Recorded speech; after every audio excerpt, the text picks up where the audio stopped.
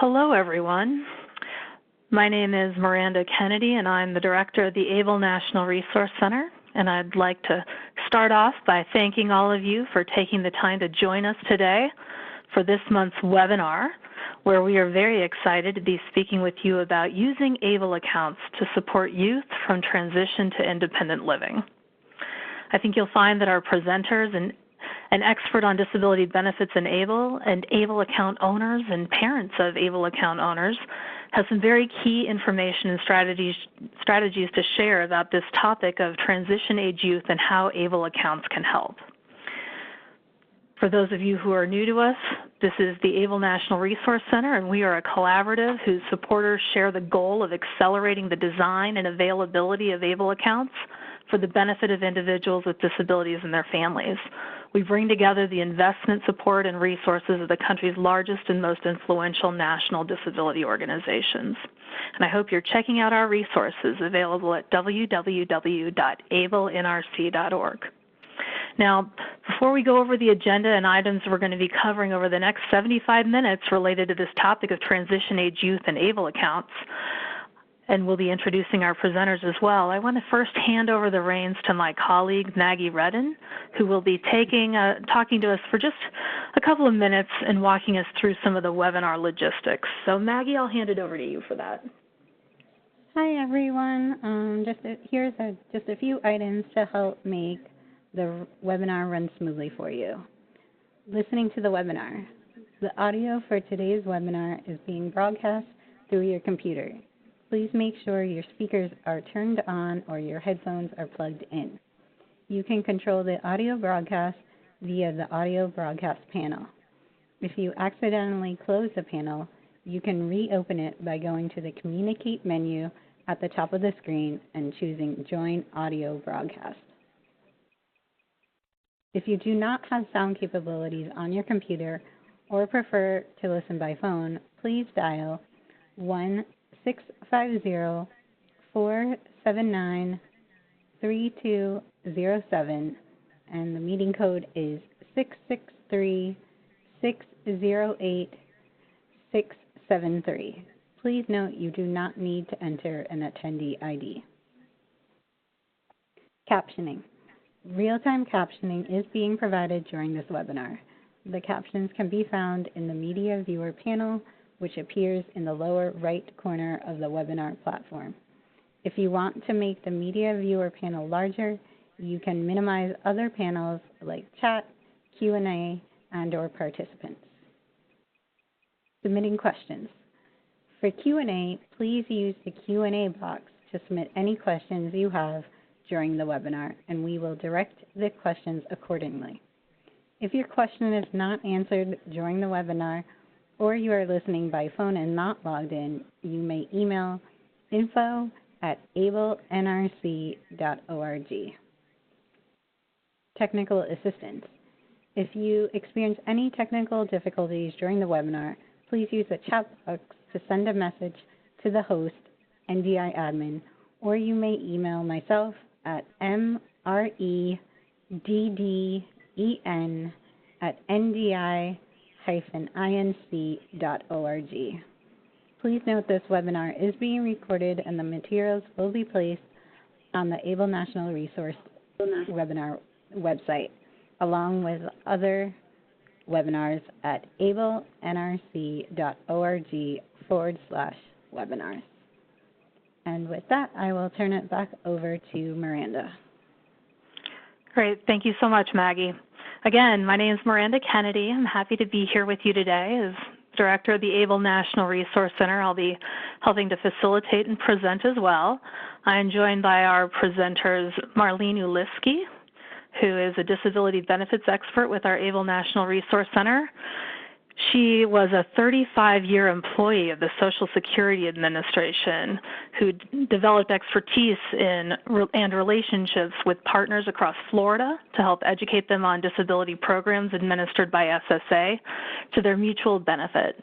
And after leaving SSA, she worked with the Florida Office of Vocational Rehabilitation to establish the Partnership Plus program under the Ticket to Work program, and then was rehired by SSA to conduct training and to assist them with managing critical integrity workloads.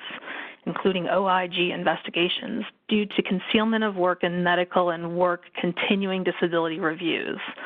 So at NDI, at the National Disability Institute, she is part of the training and technical assistance team and provides support to her colleagues and to beneficiaries when complex SSA issues arise, and in coordination with us here at the ABLE National Resource Center.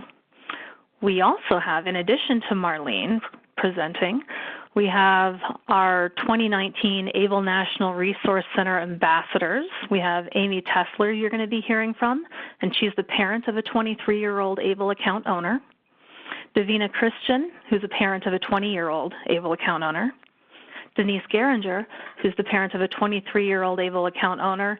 And Taylor Carty, who we will be hearing from at the very end, and who is a transition-age youth, 24-year-old ABLE account owner. So let's go to the next slide and see what our agenda is looking like for today. We're going to be covering about 5 slides on ABLE basics, including touching on the roadmap to enrollment and the roadmap to independence, understanding that this may be the first introduction to ABLE for some of the folks who are joining us today. For those of you who could give that presentation, go grab a quick cup of coffee and come right back. And we'll be diving in with Marlene to talk about transition and transition age youth. And then talking about how does ABLE support transition and transition age youth, and hearing from our ABLE ambassadors who are account owners in their examples. We'll then be talking about some next steps and best practices and questions. We're going to have many slides at the very end that have resources you're going to want to check out. So I encourage you to download today's PowerPoint presentation if you didn't coming in, capture it as you're exiting today, or check back in with us and have us send this to you. There's some great resources on there you're going to want to have, including the content of today's PowerPoint presentation and our discussion. So let's go forward to the next slide. And actually the one after that, this is reviewing the basics. Our ABLE roadmap to enrollment and ABLE roadmap to independence will be part of this. But first of all, what is an ABLE account? An ABLE account is a Section 529A tax-free savings account that is owned by a person who has a qualifying disability with an onset before age 26.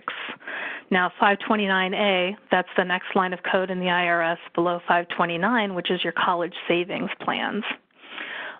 So in terms of those who have a qualifying disability with an onset before age 26, the other factors that you're looking at for eligibility for an ABLE account are an individual who receives supplemental security income and or Social Security disability insurance benefits, or who does not receive SSI or SSDI benefits but has a disability certification from a licensed physician, an MD or a DO, that indicates a qualifying physical, mental disability, or blindness. Contributions to the ABLE account can be made by any person with post-tax dollars. We have webinars that talk about what is a person. You're going to want to check those out. But any person with post-tax dollars. An ABLE account will largely not affect eligibility for SSI, Medicaid, and other public benefits.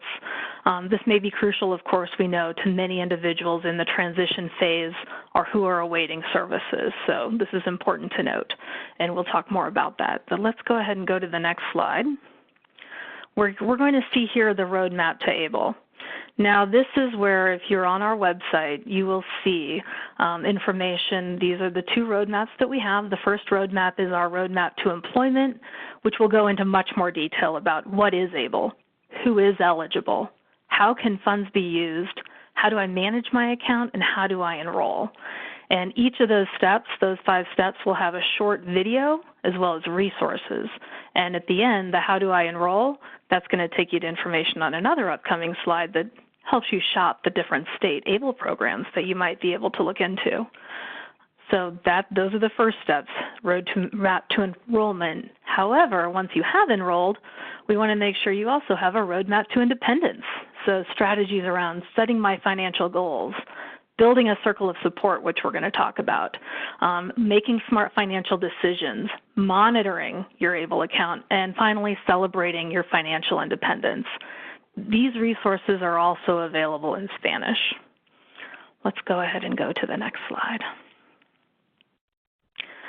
So in this slide, you can see a map of the United States and the 41 states plus DC that have state ABLE programs. Many of these programs are open to out-of-state residents, and we have a tool that can help you compare state programs and identify different factors. We're not going to go into those now, but that might help you choose the best program for you. We encourage you always to look at your own state program first, because there might be benefits for in-state residents in terms of legislation that has passed that might make it more beneficial for you to enroll within your state. So you'll want to look at your state first, but then there's also other states that have beneficial programs as well, and this tool will help you with that.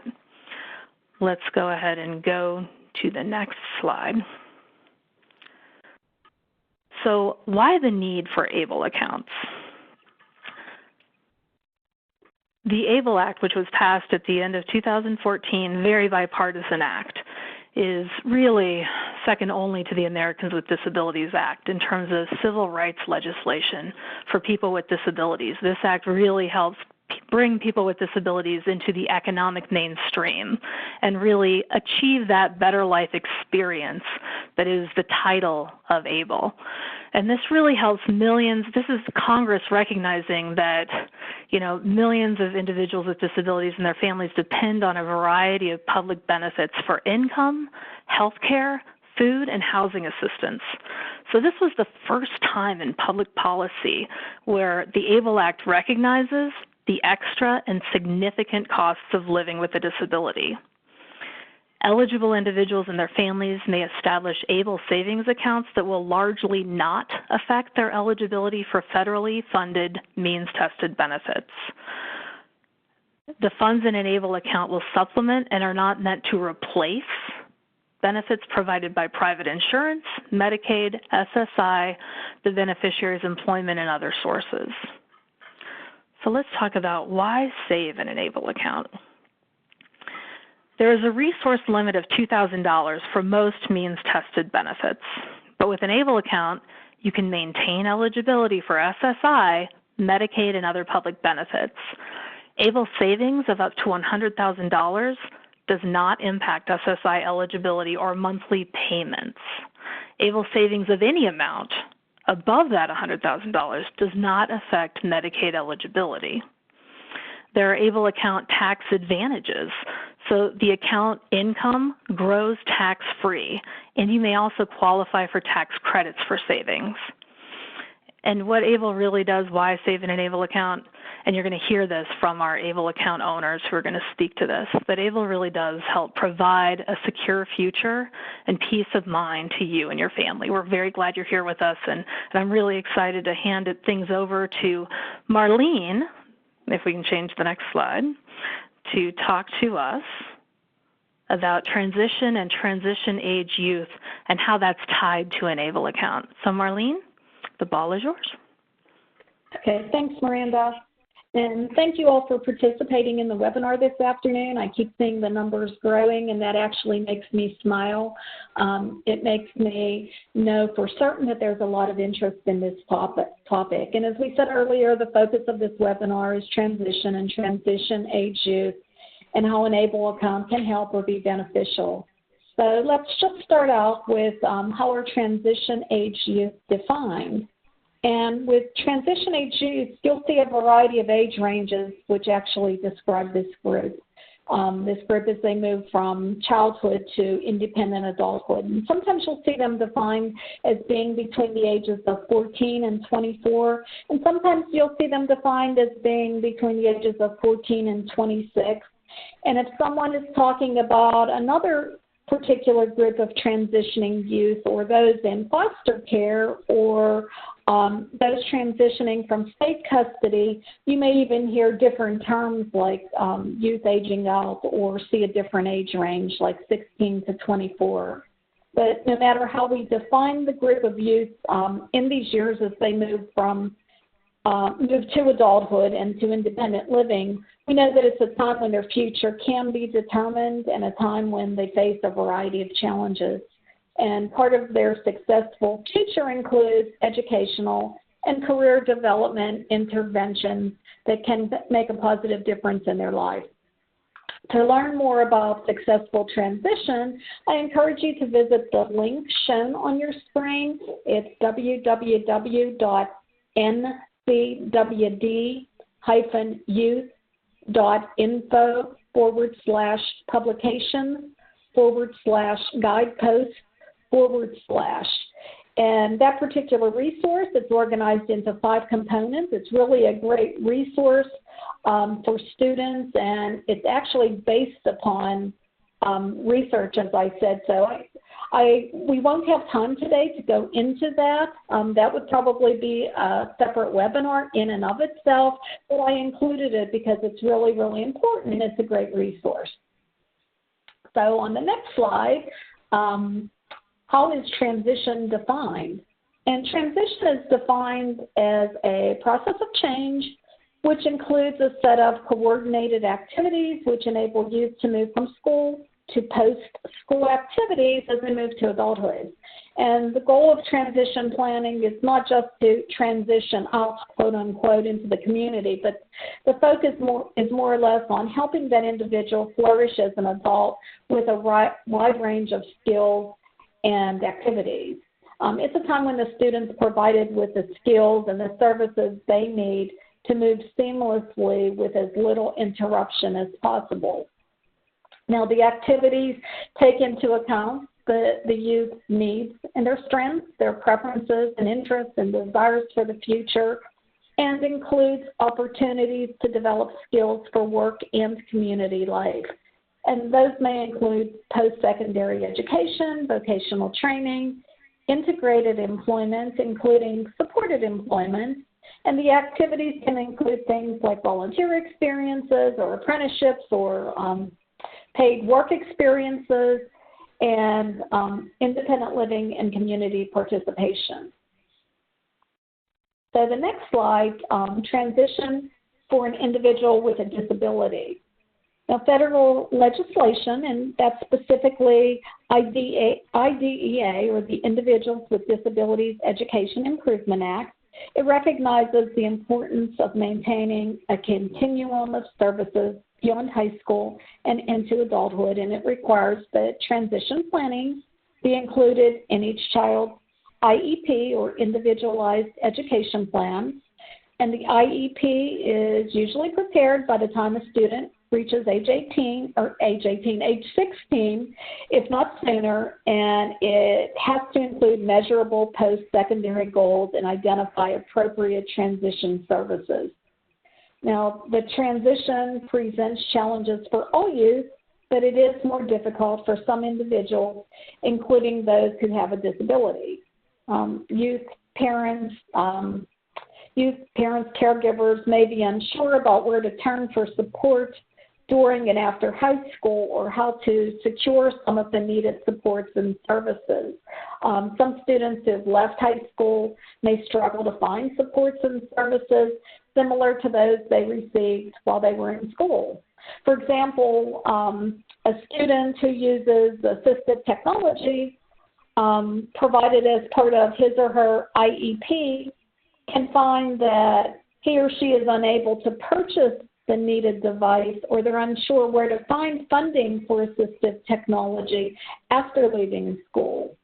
In some circumstances, you'll see that students with disabilities leave school without the community supports they need to achieve successful adult outcomes.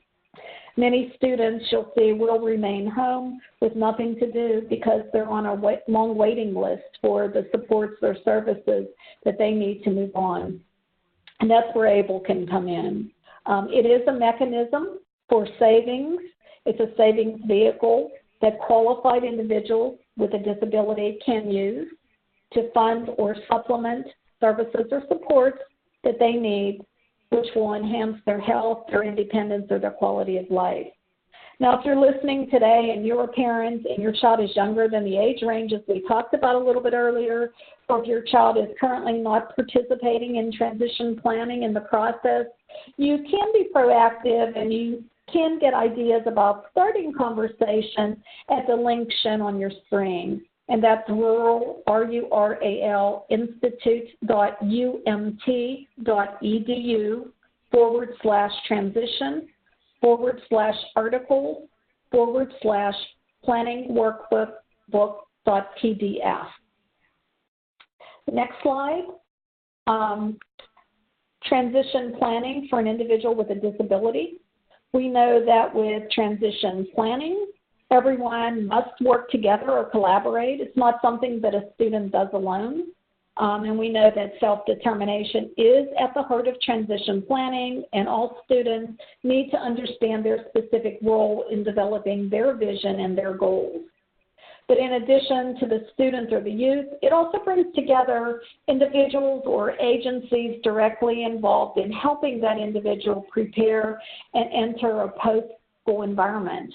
So some of the individuals may include those shown on your screen.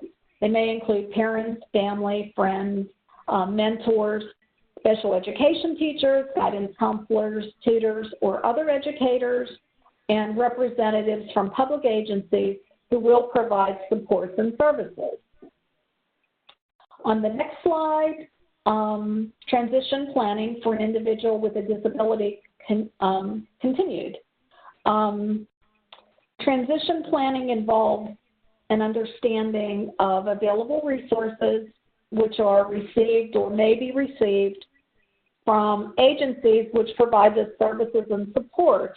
With transition planning, some of the primary concerns involve benefits, those from Social Security or Medicaid or the local housing authority or food stamps, or understanding the rules and navigating services, particularly when an individual is on the pathway to employment. Now, there's a multitude of agencies other than some of those shown on your screen, and they're not listed, but they can be part of the transition planning process as well. They can include perhaps an employer or a residential services provider or a therapist, perhaps who provides behavioral support or occupational or speech services, or even a religious community member. Now, when you see the multitude of agencies which may be providing supports or services, I think you're beginning to see what the expression "it takes a village" means. So I think with that, Miranda, I'm going to turn it back over to you to talk about a circle of support and then chat with our first ABLE ambassador. We've talked about IEPs and who may be part of an IEP, but we haven't talked about ABLE and the circle of support. And I think we've mentioned it in past webinars, but it's worth reviewing for those who may have missed it, because it can be a vital part of transition planning outside of the IEP itself, particularly with many individuals who have greater needs or need a little more help in understanding ABLE. So Miranda, I'm turning it over to you. Thanks, Marlene. And I think you nailed it too, because these circles of support, they can be formal, they can be informal, they can be a hybrid. I'm really hoping that, most of the folks who are joining us today have at least an informal circle of support already. Very likely they do. I know that especially in terms of parents of transition age youth and parents of younger children with disabilities, being able to resource yourself and get those supports, that is essential. It can be very essential. So really what we're talking about with a circle of support, it's just that group of people that want to support you, or if you're a transition age youth, or your child if you're a parent of a transition age youth, or maybe your youth isn't even transition age yet. I know I sent this out to some folks who have much younger youth, kids who that's in their future. Their children will eventually be transitioning, and they want to be paying attention to and looking to the future for their children. So really, who is the group of people, and Marlene mentioned a number of them, but not all of them, that may want to support you or your child in meeting your goals, or your child or your young adult's goals. Certainly you're a young adult if you're in your early 20s, but to help you build that better future and better financial future that ABLE can help bring about. So the circle of support can include some of the same individuals on your transition team, family, close friends, an employer, or any others, neighbors. It could be anyone, like Marlene just mentioned. And these individuals also, they can be contributors to your ABLE account in terms of even helping to fund that account on special occasions, milestones, graduations, birthdays, things like that. So your circle of support can review your transition plan and look for gaps, services, or supports that are missing, and also to help coach you on what you may need in terms of meeting your goals and where ABLE accounts can help with that. So let's go ahead and go to the next slide. And I'm going to introduce everyone. I'm very happy to introduce all of you to the first ABLE NRC ambassador we'll be speaking with today, Amy Tesler. And you'll see some great pictures there of Amy with her son Scott, who's 23. And he was diagnosed on the autism spectrum when he was 2 years old.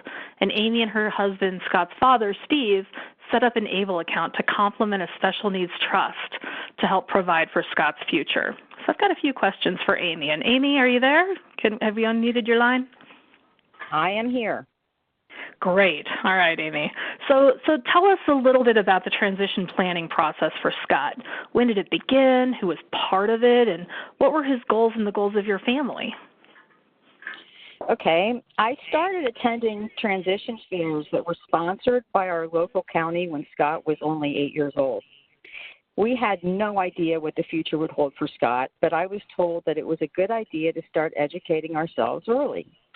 That was when I first learned about special needs trusts for the first time. We decided to set up a special needs trust for Scott so there would be a funding source and some direction for Scott and his sister's well-being just in case of an unexpected event. Although that gave us some peace of mind, I continued to attend these transition fairs year after year after year and learned about conservatorships, government benefits, working disabled programs, housing options. The list goes on and on and on. I became very involved in our community advisory group for our school district, as well as numerous special needs parent groups. My husband and daughter are very involved in planning for Scott's needs. Although Scott is verbal and can express his immediate wants and needs, he is not able to articulate his goals for the future. I'm not even sure he totally understands that Mom and Dad won't be around forever. Even though he doesn't express his goals, we know our son and we know his likes and dislikes. As long as we are around, we can provide the supports he needs while allowing him to be as independent as possible. The challenge is finding out who will provide those supports when we are no longer around. We are seeking a case management agency that can get to know Scott while we are still living and be there to support him later on. We want to bring them into the planning process now, not wait until our trust matures. Goals for Scott are identified in his special needs trust. They include part-time employment, which he loves, opportunities for socialization, medical management, regular exercise, and participation in Special Olympics. We are actually in the process of updating Scott's Special Needs Trust now to incorporate these goals. Although our daughter will have the ultimate authority to replace the trustee for any reason, we plan to use a professional fiduciary along with the case management agency to support Scott. It's important for us to allow our daughter to pursue her own life and aspirations. That's why we do not plan to make Jenna the trustee of Scott's Special Needs Trust. You know, I'm sure there are other parents in the audience who are probably very happy to hear and even on the same page with a lot of this, Amy. But we've talked quite a bit about special needs trusts and the importance of them and all the planning and the circle of support you have. Can you tell us a little bit about how does ABLE fit into that picture for you and your family? Well, we're using ABLE now to allow Scott to pay his full share of in-kind support and maintenance and keep him eligible for government benefits. With using an ABLE account to allow Scott to pay his full share gives us the benefit, him the benefit of the full SSI payment every month. And even though he does have a special needs trust, money management is much easier through a debit card tied to his ABLE account. The debit card will allow him to make purchases and learn some financial literacy with training. If he only had a special needs trust, a request would have to be made to the trustee whenever he needed cash. And just this past weekend, I learned of another ABLE opportunity. I was advised of a lottery for below market rate apartments, but the minimum income is $25,000 a year, which obviously Scott does not qualify for. But I was told if there was a history of income from a third party on a regular basis, that those funds would be included. Therefore, if we contribute $1,250 a month to Scott's ABLE account, he can qualify for this below market rate apartment lottery, which is happening in a few months. Well, clearly, you're a very educated parent, Amy, in many areas. Do you still find that you have unanswered questions related to Scott's transition process? And if so, can you give us an example or two of what you do or who you reach out to so you can get answers and ensure Scott has a smooth transition? I know you work with us here at the ABLE National Resource Center, but if you could talk a little bit about that, that'd be great. Okay. I'm really good at planning. I actually have a master's degree in industrial engineering, but there is no way to plan for Scott's future. Right now, everything seems like an unanswered question. We are on many waiting lists for residential placements and continue to look for others. We really want Scott to transition to living outside our home while we are here to support him. Part-time employment is also critical for Scott's quality of life. He loves to work. He would not be happy with just a day program. It is also important for us to understand the implications of working with Scott's government benefits. That's why I recently attended an in-depth training on benefits and employment. For many years, I was under the impression that Scott would receive childhood disability benefits, also referred to as disabled adult child benefits, when my husband and I retire. I just learned that if he makes too much money, if he makes over SGA after work incentives are applied, that is no longer the case. That was a real eye-opener for us. And then lastly, I am fortunate to work for the Dale Law Firm as their education and outreach coordinator, where I'm constantly learning about programs to maximize Scott's quality of life. You know, that's a perfect segue, and thank you, Amy, for sharing this great story about you and Scott and your family and the strategies you've been using and your experience. You know, you referenced the Dale Law Firm. They're part of the Special Needs Alliance, which is a national organization comprised of attorneys that are committed to helping individuals with disabilities, their families, and the professionals who serve them, and establishing those special needs trusts you talked about. And we actually have a partnership, the ABLE National Resource Center and the Special Needs Alliance, and we've worked together. We hosted a webinar at the end of January this year on ABLE and special needs trusts, and we are hot off the presses. Next week, we will have our ABLE and Special Needs Trust comparison chart tool that is something we have developed together that would be a very helpful breakdown. So check back in with us, everyone, next week for that helpful tool and resource that Amy and her employer at the Dale Law Firm and the Special Needs Alliance has helped us to develop. And thank you again, Amy, for being here with us and sharing your experience. And your experience with Scott. We look forward to staying tuned. Okay, so with that, I'm going to hand it back over to Marlene to talk about ABLE-eligible transition-age youth and public benefits. Marlene? Okay, thanks, Miranda. And I just wanted to mention something that Amy said. Amy mentioned that it's so difficult planning for the future for her son as a parent because one of the reasons or one of the barriers is understanding benefits. And I can't tell you how many times Amy and I have gone back and forth. We've talked on the phone or we've written to one another via email discussing benefits. And as Miranda had said, Amy is a very educated parent, and she has a wide variety of knowledge on benefits, on special needs trust, but it's even difficult for her. But what Amy's doing, I think it's a building process. It's step by step. She's gaining knowledge in a variety of areas, and she's trying to plan for the best future she can for her son. So I think it's a building process, more or less. So talking about ABLE-eligible transition, age youth, and public benefits, on this slide I included some information about many transitioning youth with disabilities, they will meet the criteria for supplemental security income benefits by their 18th birthday. Now, we know that some individuals who have a significant disability may not have qualified for supplemental security income prior to that, even though they have that disability, which actually may meet the criteria for benefits. But because it's a needs-based benefit program, mom or dad's or parental income and resources are counted and precludes that individual from receiving a benefit. Many individuals will become Medicaid eligible by age 18.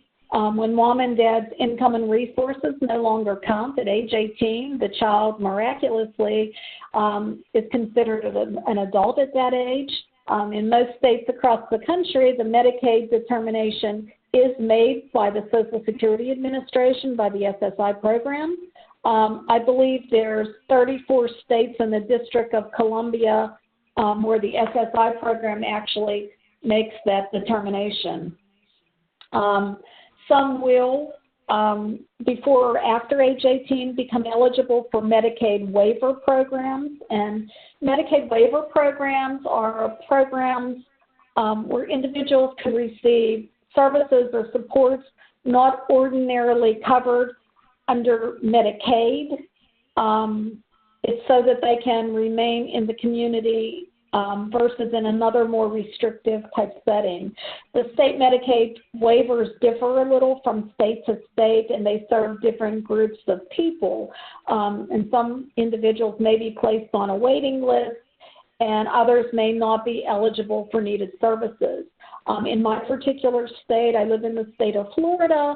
From what I understand, there's about 25,000 individuals on the Medicaid waiting list, Medicaid waiver waiting list.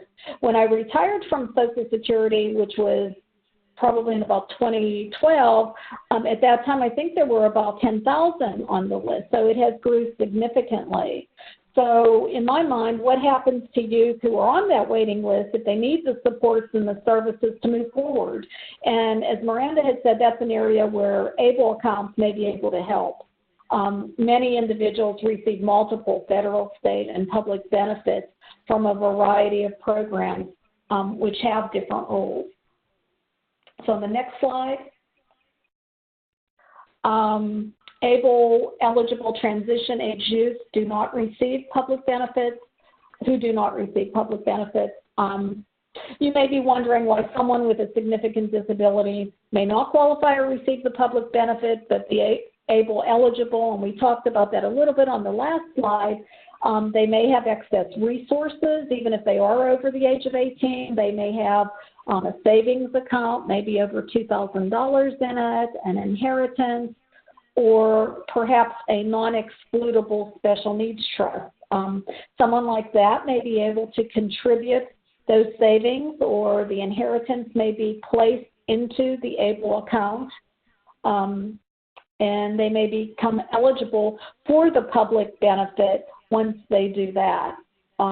Sometimes there's excess parental income that could be deemed income if they're under age 18. But even if there is excess income, they can open an ABLE account if they meet the rules. As Miranda had said earlier, disability must have begun before the age of 26, and then they must meet the disability requirement, either receiving a benefit from Social Security or have a disability certification from an MD or DO, which indicates that they have marked and severe functional limitations. There could be countable earnings from working, which are above the substantial gainful activity level.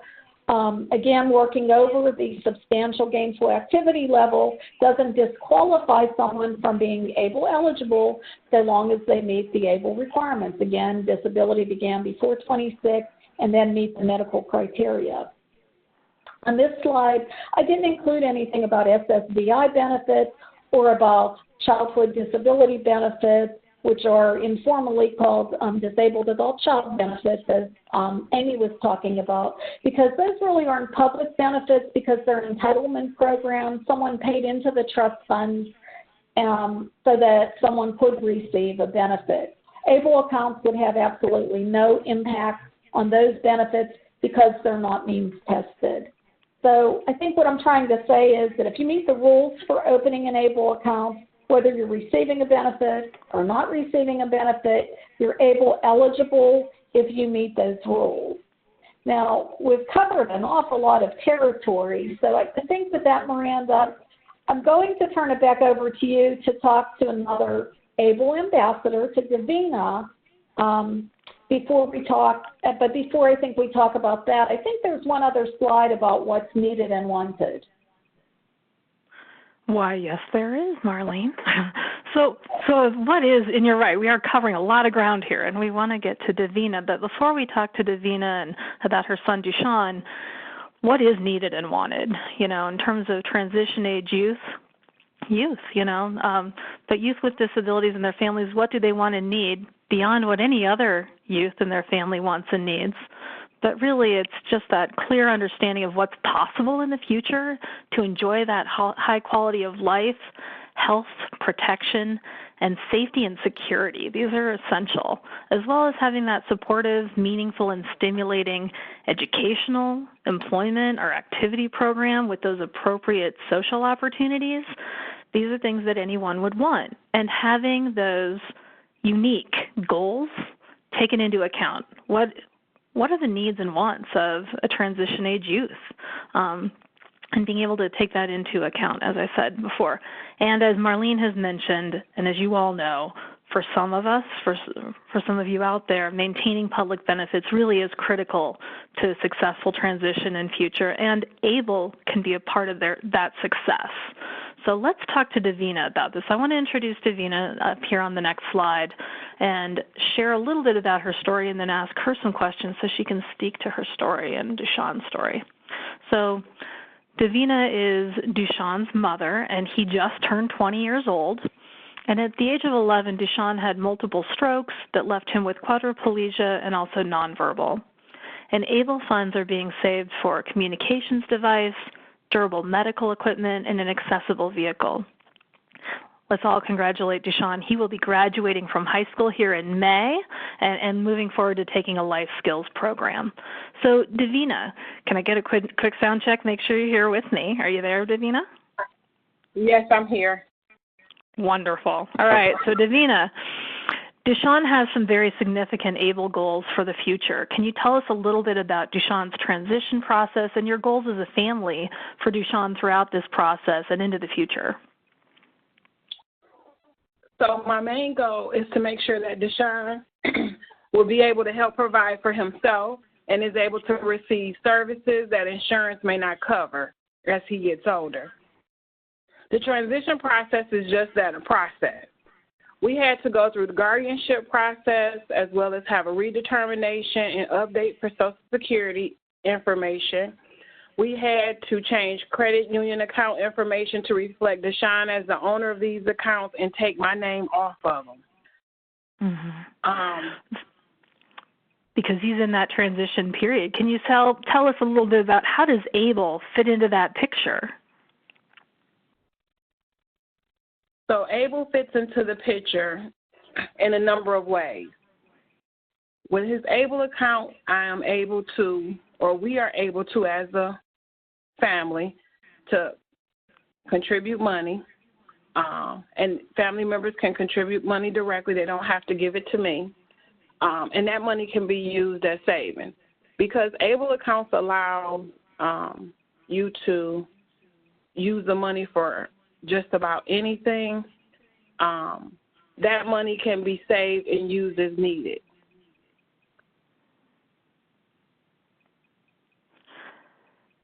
Well, and to help some of the other parents who are listening to our webinar today, can you provide an example or two of the types of things that Dushan is needed or will need that could be covered under a qualified disability expense, like supports or services or durable equipment, but that were provided by some of the agencies who are involved in Dushan's transition process? So the most important thing that was needed, Dushan, again, as you mentioned, suffered multiple strokes at age 11. The stroke left him nonverbal. He is able to communicate with eye blinks. He uses eye blinks. Multiple blinks is yes, one blink is no. One of the things that we wanted to do was to open up his level of communication because he understands everything that's said to him. He's just unable to communicate it. So a communication device is what we were after. Well, we don't have, at the hospital we go to, we don't have a speech therapist that is certified to work with communication devices. Therefore, insurance will not cover a communication device for us. So we have used his ABLE funds as well as other organizations to help pay for an iPad. An Apple iPad has an app that you can purchase that is created by a communication device company. So that was our workaround because it's something that insurance wouldn't cover. And I know there's another big ticket item you're also looking into that you need that insurance is not going to cover as well, right? A wheelchair accessible vehicle. Insurance does not cover those at all. And that's a little more pricey than an iPad, right, Davina? Just a little bit. Insurance won't cover that at all. So with that being said, the majority of our funds is going to be allocated to provide an accessible vehicle for Deshaun. Right. And where there, many of you might know, certainly there might be waivers or other supports that can exist as well to get the modifications to those types of vehicles and things. But yes. So, and Davina, clearly you're very resourced and strategic in what you're looking into, but Deshaun does have some significant needs due to the extent of his disability. And can you take a minute to tell other parents listening about one or two of the challenges that you faced with Deshaun and how an ABLE account has helped you from your standpoint as his mother? So there are many challenges that Deshaun faces. Because he had multiple strokes at age 11, this is important because about age 11 is when a boy's body or a male's body start to have growth spurts. So we started having growth spurts like every year. And as you know, insurance covers things such as custom wheelchairs, but they're only covered like every 5 years. It took 9 months for us to get the wheelchair after it was ordered. And when we got it, Deshaun had already had a growth spurt. So the chair had to be adjusted to his new size, and the legs had to be reordered because the first ones were too short. Insurance would not cover the cost of the legs, because they had already covered legs for the wheelchair. So that was something that we had to cover out of pocket. Every time an adjustment has been made to Deshaun's chair, insurance will only cover certain items. And then I became responsible for the balance or the items that insurance would not cover. This is also true of leg and arm braces that we need for both day and night time. And I was able to use funds from his ABLE account to cover these costs, which means I didn't have to try to figure out how I was going to pay for these unexpected expensive items out of pocket.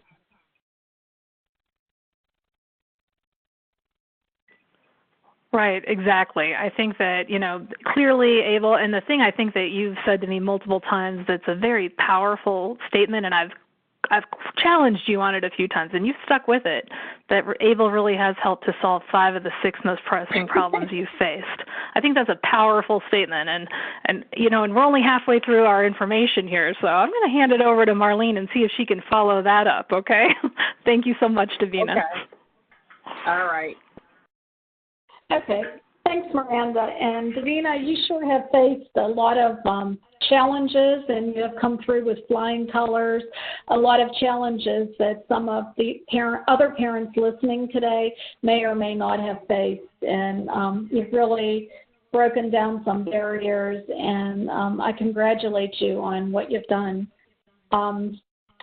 So moving on, how does ABLE fit in? And ABLE savings may be used to fill gaps, and they could be some of the gaps like Davina was talking about, supports and services provided by a school system or vocational rehabilitation, or in post-secondary education, or by other providers like employment networks or American Job Centers. ABLE can fit in also in providing, filling some of the gaps with medical coverage, like paying for medical copays or dental visits or eyeglasses or premiums for insurance, or other supports or services which enhance the quality of life through social growth, hobbies, or the exploration of new outlets for positive growth. And how we support youth in transition does set the tone for their future and their life trajectory toward the good life success and their financial security.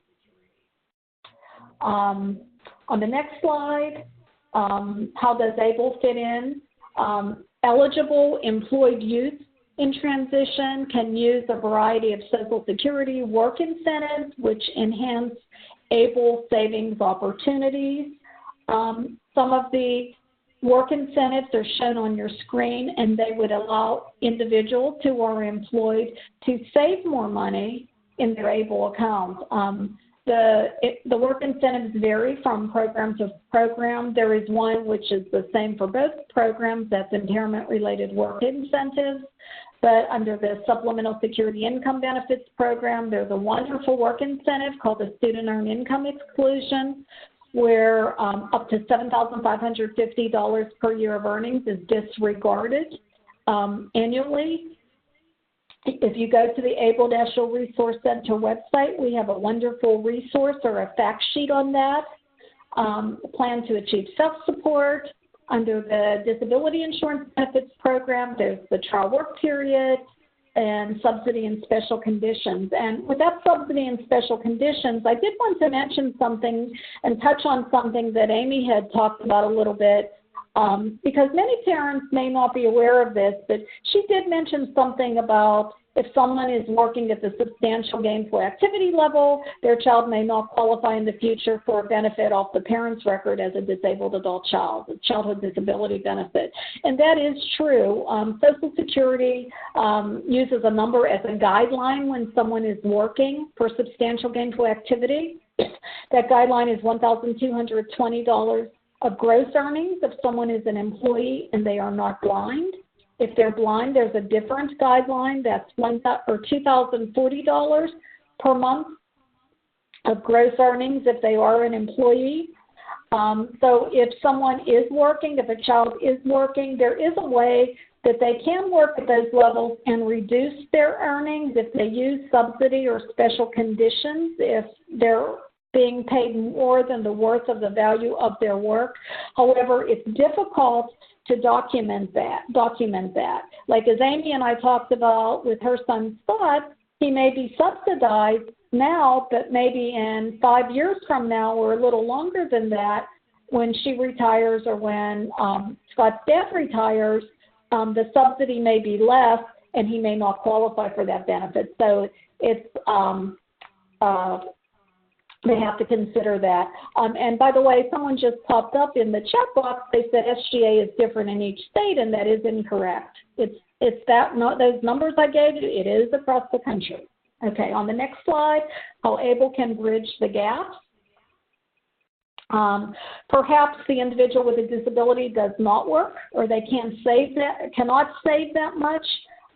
As Miranda had said earlier, in addition to the account owner, the family, friends, and employer or can contribute to that ABLE account, and contributions do not count as income by means-tested benefit programs. Funds in the ABLE account are not taken into consideration when determining eligibility for most federally means-tested benefits, and there is one exception. The first $100,000 is disregarded by the SSI program, but funds in an ABLE account over that are counted toward the resource limit along with other resources that individual may have. If that account does go over by the amount which is over the resource limit for SSI, the SSI is temporarily suspended, but it's not terminated, but the Medicaid continued. Distributions from an ABLE account can be made for qualified disability expenses, and they're broadly defined. and they may be unique to each individual. And I think qualified disability expenses are shown on one of our future slides.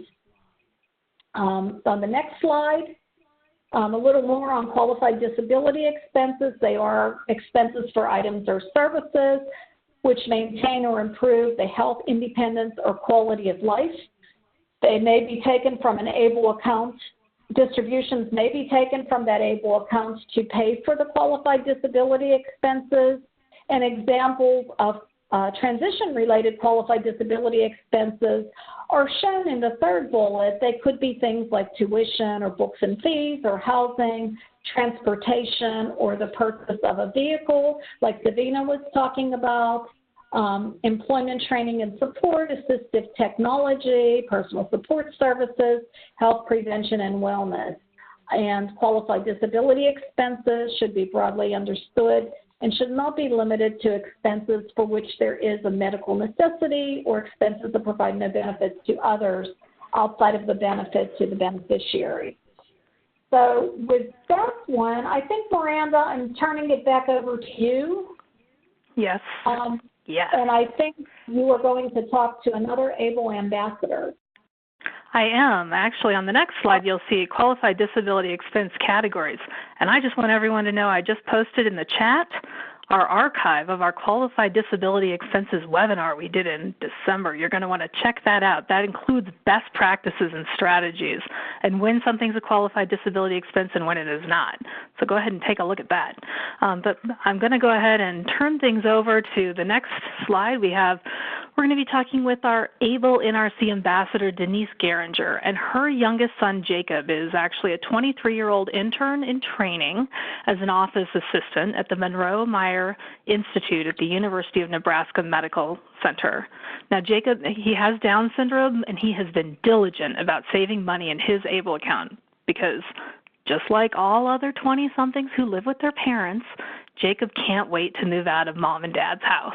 His goal is to purchase his own home with a yard for his dog Miller, and you see his dog Miller there. All right, so Denise, you and your family, you've been very active in Nebraska around ABLE legislation and the implementation of the ABLE program there. In fact, your son Jacob was the first person with Nebraska ABLE program to open an account there. From a parent's perspective, can you tell us why you were so passionate about getting ABLE up and running and getting Jacob an ABLE account? Sure, Miranda. Thanks for having me. You know, from the day Jake was born, we were told don't save anything in his name. And that was very distressing for my husband and myself because we knew he'd have needs that would need to be taken care of. And so that was part of the drive to push for ABLE in our state. But currently, Jacob he's very employable. He's got employable skills. He has a lot of ambition. And even with all that, he's still not able to support himself. So he does depend on supplemental security income as well as Medicaid waivers to support him in living as an adult citizen here in Nebraska. And I wanted to make sure that for him and for all our friends with diverse needs, there was a savings tool that was available to them so they could save for the futures from just like every other citizen and not jeopardize their means-based support. Right, right. So how has ABLE helped with Jacob's transition process so far? Well, Jacob was fully included in both place and curriculum while he was in high school. So we're in addition to being completely involved in academics, he learned basic computer skills. He learned those work-related soft skills, time management skills, et cetera. And he was very engaged and involved in his high school community. He played percussion in the marching band, and he was elected homecoming king by his peers. He graduated high school with potential to contribute to society, and he was really ready to go out into the workforce. So he did work for 3 years as a preschool paraprofessional in his school transition program. And then shortly after that, he worked competitively for a short time. And for a variety of reasons, that job didn't work out. And he's now exploring opportunities as an intern, learning office assistant skills at a project search program, which you mentioned in your introduction. And he will graduate here in the middle of May, and so we'll be off looking for competitive employment again. But his ABLE account has given him hope for the adult life that he desires. He's capable of working. He wants to be of value. He wants to have meaningful work to do and be a tax-paying citizen. An ABLE account gives him that tool to save when he does start to earn again, when he's competitively employed, and he can save for the future needs and future independent living expenses. Well, that's great. And then speaking also of the future, how do you see an ABLE account fitting into Jacob's future planning and goal setting? Well, since his ABLE account was opened in June of 2016, he's only made 2 purchases out of his ABLE funds, so he really saves until something is very important to him.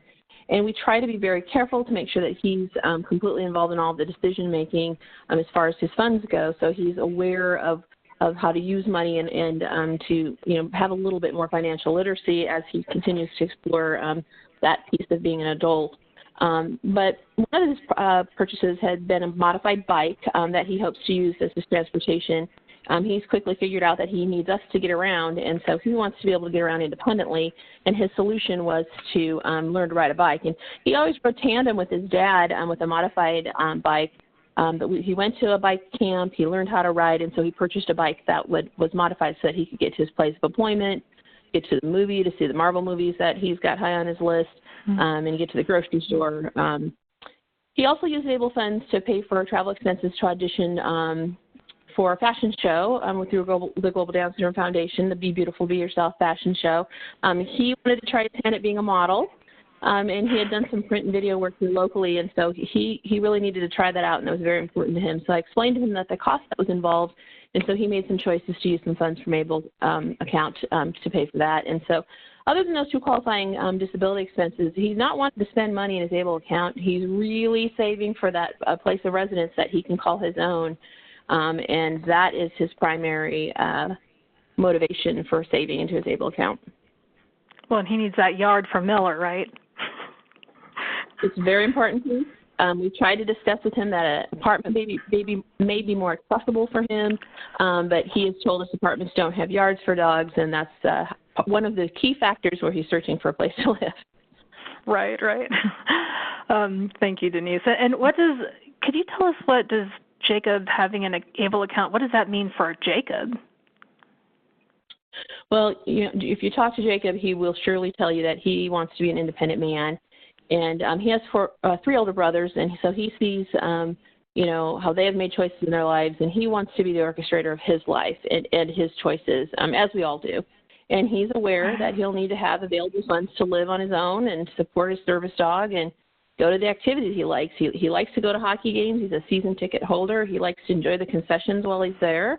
And so he wants to be able to work to earn and save so he can have a self-directed life.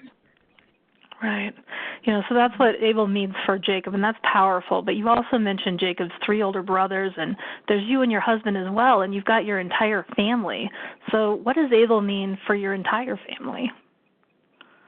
Well, as a parent of an individual with diverse needs, and I'm sure I'm not sharing anything that's, not completely understood by many of the parents on the call here, but I wanted to make sure that there were resources set aside and available for Jacob so he can live as independent as possible, so that when the time comes when his siblings become his primary support, my husband and I are no longer able, that in addition to the supports that they'll need to give him, they won't have an additional financial burden. And that's important to, I think, all of us that have siblings that we know will step in our absence. And so that's a very important part for our family. Great. Well, thank you so much, Denise, for sharing your story, and we're gonna be moving now to next steps and talking about, as your perfect segue, into financial independence in ABLE, and then we'll be wrapping up here in about 15 minutes with Taylor Cardy and our final transition age ABLE account owner. So, Marlene, can you go ahead and talk to us about financial independence in ABLE? We've been leading up to this. Okay. And we're going to make this part just a little quicker because we still have one ABLE ambassador to talk to. And let's see, I want to leave enough time for Taylor at the end. So financial independence in ABLE, open an ABLE account early and learn the rules of the program. I say open it up early because you would allow your account to grow. The account grows tax-free. The earnings on that account are not counted. Tested benefit programs, so that's very much an incentive. Know and learn about all the public benefits you receive. It's a building process. As Amy and I have talked about in the past, it is a building process. Not a day goes by that I'm sure many of the parents on this line learn something new about benefits. Not a day goes by that I don't learn something new about benefits. And I was with the Social Security Administration for several decades. Make contributions and encourage contributions from family, friends, and others. Miranda talked about that. I talked about that a little. Anyone can contribute to an ABLE account, any person, and that includes a special needs trust. A special needs trust is defined as a person under the law. So a special needs trust can contribute to an ABLE account. Your situation, needs, and goals are unique. Make wise decisions about your qualified disability expenses and maintain good records and receipts. With the ABLE ambassadors we've talked to so far, the three, there's diverse needs. They've used the ABLE account for various items or services. It's just important, though, to always maintain good records in case they are asked for, and to maintain good receipts. On the next slide. If you're working or planning to work, learn all you can about your benefits, about the Social Security work incentives, which can maximize your potential savings. There's a lot of Social Security work incentives. You can learn about them in a red book. The book is actually red, and it's called the Red Book, and you can find that at the Social Security website at ssa.gov. It tells you everything you needed to know and more. Know that you can work at whichever level you choose and maintain your benefits or transition off benefits. We have a couple ABLE ambassadors working at the present time. I think Amy's son Scott is working now. Jacob is working now. So just know that work is an option. Always let Social Security know, though, that you're working to avoid any overpayments so that benefits, any means-tested benefits you receive from Social Security are adjusted accordingly. And also, there's a free service called Benefits Counseling. You can seek those services so that you have all the facts to make the best decisions for yourself. And what Benefits Counseling does, they provide you, a benefits counselor will provide you with information on how work impacts all benefits you receive, not just Social Security or Medicare or Medicaid benefits. You can find a benefits counselor. Benefits counselor is also called a certified, a CWIC, CWIC, a certified work incentives coordinator or counselor. You can find them at choosework.ssa.gov/findhelp/results?option=direct search. The easiest way is to go to choosework.ssa.gov and look for the Find Help tool. The next slide. If you receive assistance for housing or housing-related costs, maximize the assistance by asking family or friends who help with housing costs to directly contribute the money into your ABLE account. Then you can pay those costs through the ABLE account without an effect on means-tested public benefits. Set up automatic withdrawals from your ABLE account to pay for your housing and housing-related costs versus taking a disbursement.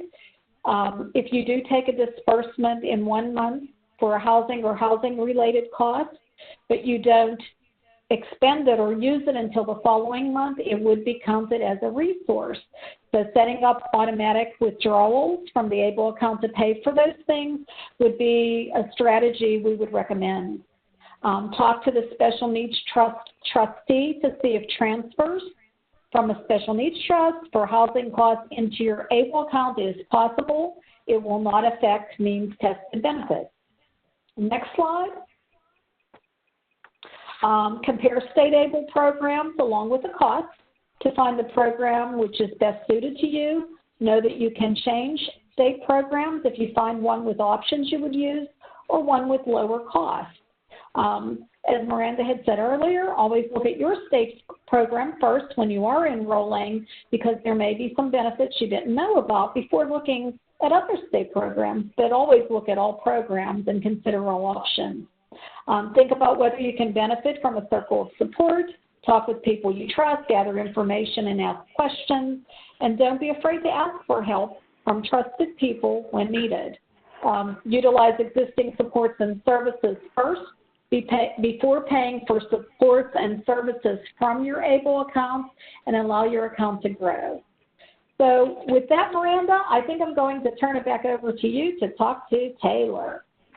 Great. Thank you so much, Marlene. And yes, we want to bring it home here with Taylor and share Taylor's story with you. Taylor is one of our ABLE NRC ambassadors. She's a 24-year-old graduate of the University of California with a BA in molecular and cell biology. She's applying to medical school. She just tested through the MCAT in the 92nd percentile, so congratulations, Taylor. You worked very hard for that. And as someone with cerebral palsy, Taylor is using her ABLE account for tuition so she doesn't have to take out significant loans once she's accepted into medical school. So Taylor, you have worked hard and you've achieved significant success both academically and in your planning for your future medical career. Tell us how an ABLE account has made and will continue to make a difference in your life. Thanks, Miranda. Hi, everyone.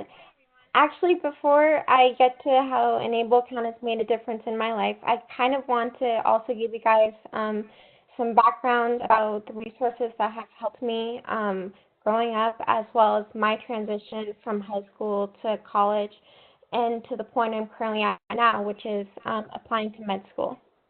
So growing up, like a lot of kids with disabilities, I had an individualized educational plan. And throughout primary and secondary school, I had a speech therapist, resource counselors, and my teachers that made sure I was okay academically, but also socially. Because I have CP and I actually live in California, I was part of a program called California Children's Services, and they provide free PT and OT, and I actually had a team of doctors, therapists, and a social worker that helped me walk and helped me meet the physical goals that I had set for myself.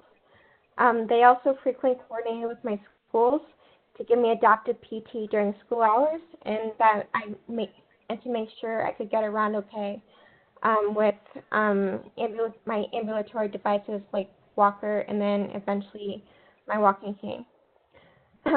Looking back, I was extremely lucky in that what I now view as an army of people, just making sure that I succeeded in practically every aspect of my life, and just making sure I had a safety net if I fell, especially considering that because of my parents' income, like a lot of families, I didn't qualify for Medicaid and SSI, and I didn't know about them until college. So during high school, I applied to college, and one of the colleges I got into was UC Berkeley. So I decided to go to UC Berkeley because at the time they had, well, it was actually a nationally recognized program for students with disabilities, and the purpose of the program was to help ease the transition of going to college and being independent for the first time and just really getting used to being away at home and that process. And it was really great because actually they helped me get set up with Berkeley's Disabled Students Program and get the accommodations I needed. And for if you had a physical disability, they actually did a personal intake appointment at our student clinic. We also had to take an independent living class during our first semester, and we also had to attend workshops that range from everything from like financial planning to cooking and let's see, what else? And emergency preparedness. One thing that was is that they acted as a, so they would come to our if we ever needed help or in trouble, or I was really, really lucky because they helped me navigate everything, especially the SSI and Medicaid application process, something I definitely couldn't have done by myself at the time because well, honestly, I had my nose pretty buried above and I was studying in the library 24/7. And what was great is that when I went home during the first couple of summers, I actually continued to have the support of California Children's Services and was able to get PT and OT there because they you don't age out until you're 21. So that was great for me because it was kind of acted as a stress reliever. Notably, one requirement of the program was that to be in the program I was at Berkeley, I also had to be a Department of Rehabilitation client. So I also went through that whole process, and that was really interesting because in college, they helped me financially with my tuition and textbooks. And then after college, they've not only been helping me financially with the med school application process, but there's been an amazing group of people that have been helping me learn about ABLE and also helping me do like random things and really important things like tracking down some people that I need for my recommendation letters, which is going above and beyond. So in terms of ABLE, I think the process actually began during my senior year when I had a pretty severe burn accident. And after college, I knew I wanted to save for med school because nowadays it can range from like $240,000 to $320,000, which is insane. But I knew I wanted to save it, but I also knew I couldn't risk losing my Medi-Cal benefits.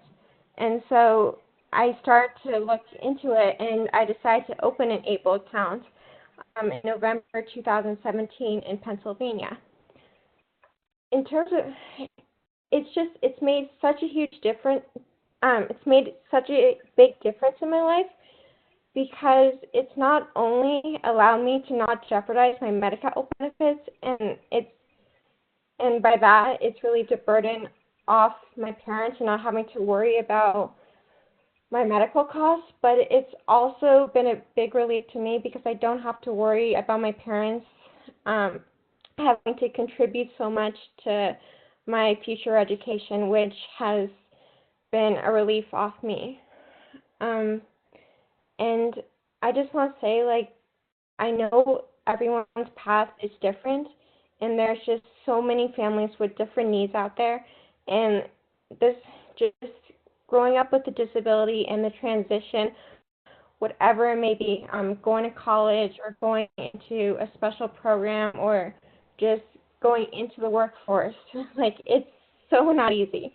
But I think just if you are a parent with a special needs child especially, that an ABLE account is not only a great resource to have as taking it by itself, but it's also something that is incredible to use with other programs that I personally participate in or others similar to them. Okay. Well, Taylor, thank you so much. I think that was a great way to bring home the information from this presentation. Certainly it's really meaningful to be able to hear from yourself as a transition age youth who's benefiting from ABLE. And again, ABLE isn't the be-all, end-all, but it can be a very helpful component of that more complete picture of all those other services and supports that we've discussed throughout today's presentation. And thank you so much for sharing, for your own story, as well as Denise and Davina and Amy for sharing all of your stories and helping to make this real. You know, I think that's really important for us at the ABLE National Resource Center is that how does ABLE really impact different lives? Everyone's got their own unique story, right? All those people who are listening in right now, all of you have your own unique story, and you might have connected with different parts of, you know, our 4 ABLE NRC ambassador stories. We have other ambassadors and other stories, and we want to hear your stories.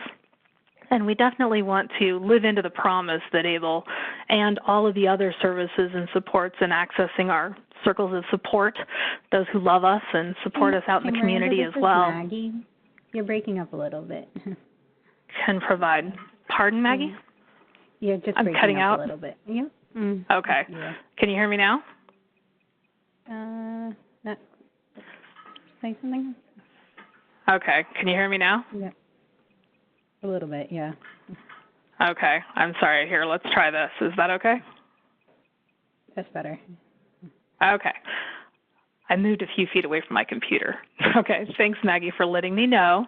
Sorry people couldn't make out everything I just said, but hopefully you can hear me now. I just want to, wrapping up, thank all of our ambassadors again, and thank all of you for joining us. We do have a number of slides, 4 slides actually, following Taylor's that cover different resources. There's a wealth of resources, and we know that transition age youth and your family members are going to be very keen on checking out these resources. So please do look into those. I'm not going to go through those right now, but they're all worth looking into, including the giving the gift of independence for graduations, birthdays, things like that. That can help to facilitate funding your ABLE account. We also hope that you will, on slide 44, help to spread the word about ABLE and accessing our center and our Achievable newsletter. And please do join us on May 22nd from 2 to 3:15 p.m. We're going to be doing one of our spotlight webinars. This one will be on the Stable Accounts, which is a 12-state, multi-state partnership led by Ohio that we're going to be talking about their ABLE savings and investment plans that are eligible to individuals nationwide. So please do join us then. And I'd just like to thank everyone for joining us today. Our contact information is on our final slide. If you have any email inquiries, you want to call us or check out our website, we encourage you to do so. And please take just a moment to give us any comments or feedback and take our post-training survey here at the end of the webinar today. Thank you again, everyone, and we hope you enjoy the rest of your Thursday. We hope to see you back here on future webinars with us. Take care and goodbye.